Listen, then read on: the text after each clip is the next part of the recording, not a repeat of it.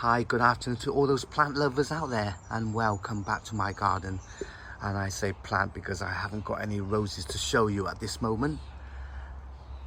And in UK we've had so much rain and wind for the past 8 months. Honestly, it hasn't really stopped raining, and so global warming is for real. I think UK must have had picked a short straw. And I am going to show you around in my garden to see what flowers are in bloom at the moment. And we are looking at a plant called poppy, and also known as Flanders poppy or field poppy. And these are very common and wild in this country and often self-seed very easily. And I have them all over my garden as well. And these plants are in fact quite invasive, and if not kept under control they can be very, very out of control. And these plants are very, look at these petals, are really thin like tissue paper and very silky to touch. I've got two varieties here. One's a yellow one and one is an orange one, but obviously these ones don't really have much of a significant meaning compared to the red poppies that we are used to. And poppies are a well-known and well-established symbol, ones that carries a wealth of history and meaning with it. And during the World War I, much of the fighting took place in Western Europe. The countryside was blasted and bombed and fought over repeatedly, and previously beautiful landscapes turned to mud and bleak barren scenes where nothing or little can grow.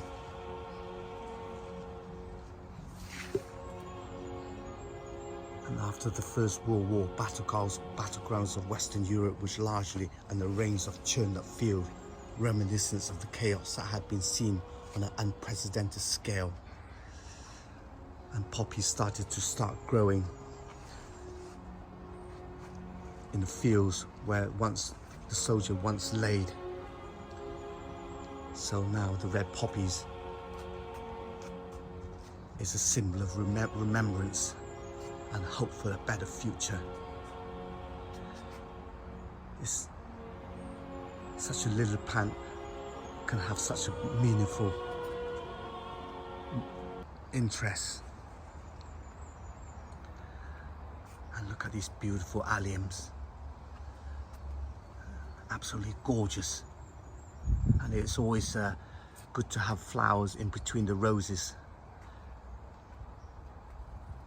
My garden isn't a great example, of course, because all I have is roses.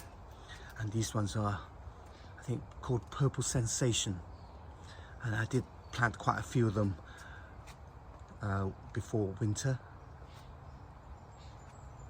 Yeah. Having these alliums are really great in borders, as it gives it a really nice, good structure.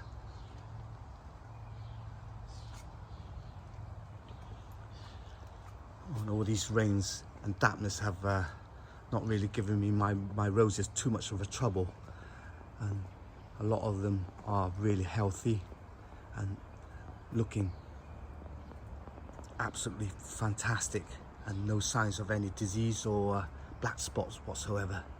And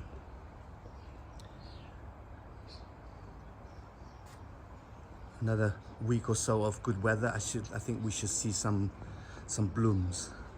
But let me show you my my Princess Charlotte de Monaco. Oh, sorry, I nearly dropped my phone there. There it is, my Princess Charlotte de Monaco. Look at that. It's dead, officially dead. And when it did come, it had sprouting leaves,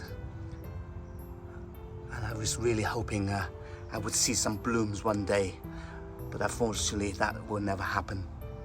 I contacted the company who sent me this rose and sent them pictures,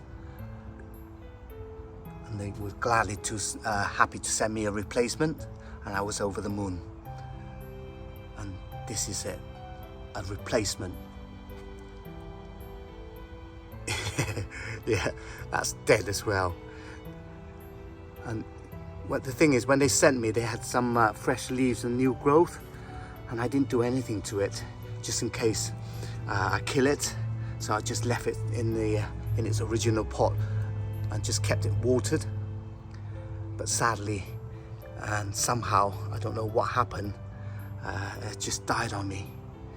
And previously, when I replanted this one, the root system was hardly anything there. I did everything I could, but my fate with Princess Charlene was never meant to be. And since they did send me a replacement, I was just too ashamed to contact them again for another third replacement. So that's it, no more. And this is a rose that hasn't really only recently been introduced in UK, and perhaps there is a good reason why, and UK weather isn't really suitable for growing this rose. And just a word of advice, if you are thinking of growing this rose, I would give it a second thought. And not many companies sell this rose. I think there's only one company that stocks this rose. And there you go. Goodbye, Princess Charlene de Monaco. Right, I'm just going to show you what is blooming at the front of my garden. And this is, well, not in bloom, but this is Julia's Child, also known as Absolutely Fabulous. And these are not my pots, in fact, but they are my roses. And that is my neighbor's garden. And this is Leonardo da Vinci.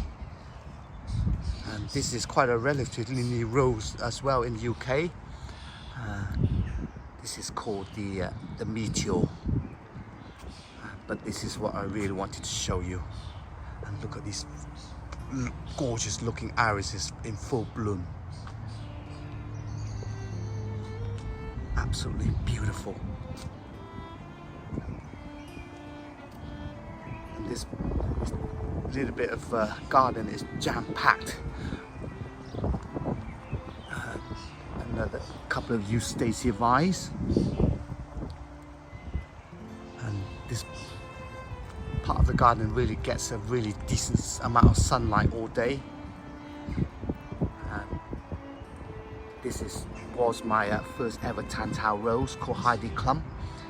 It never really did well, and since then I've been put off buying a Tantau. But I have had a Tantau rose in the back of the garden since. It's called Chippendale. And look at this fantastic cutting of Royal Jubilee by David Austin. It really makes me feel so good that seeing this, how this has thrived from a small tiny cutting, and it is officially an adult plant.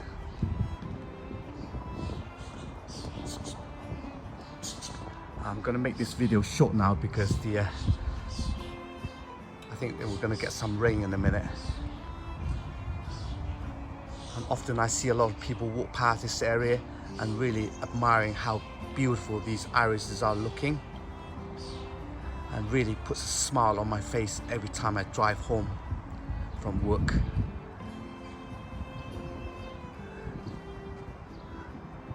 Give it another few more, another week or so, I think these iris will be over,